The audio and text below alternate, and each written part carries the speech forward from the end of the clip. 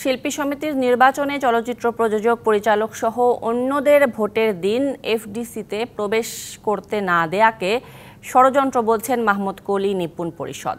এছাড়া নির্বাচনের দিন ইউটিউবার ও কন্টেন্ট ক্রিয়েটরদের প্রবেশেও থাকছে নিষেধাজ্ঞা।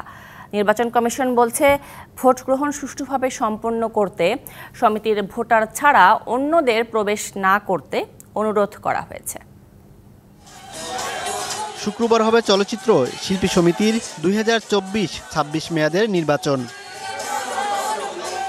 শেষ মুহূর্তের প্রচারণায় ব্যস্ত প্রার্থী ও তাদের কর্মী সমর্থকরা। গেল বছরের মতো ঝামেলা বিতর্কিত নয়, এবার নির্বাচন সুষ্ঠু হবে প্রত্যাশা মিশা ডিপ জল পরিষদের।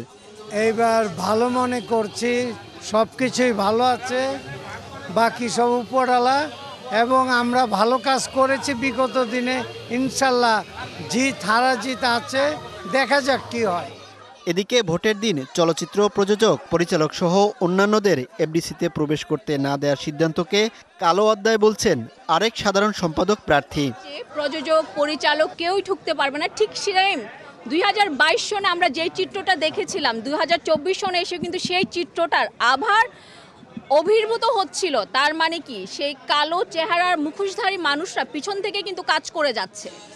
40% বেশি গ্লো, বিশ্বের 1 নম্বর গ্লো ক্রিম, নতুন গ্লো এন্ড লাভলি।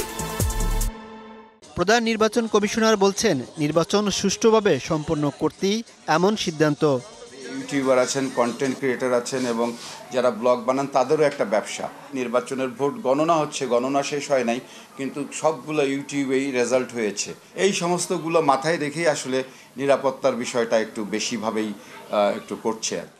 চলচ্চিত্রে কাজ না করা ভোটারদের ভোটার হবার বিষয়টি দেখার দায়িত্ব তাদের নয় বলেও জানান তিনি। অ্যাবসলিউটলি কার্যকরী কমিটির সিদ্ধান্ত।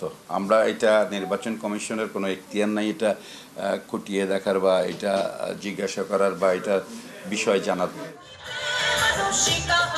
Mohaiminul Khan Apu, DBC news, Dhaka.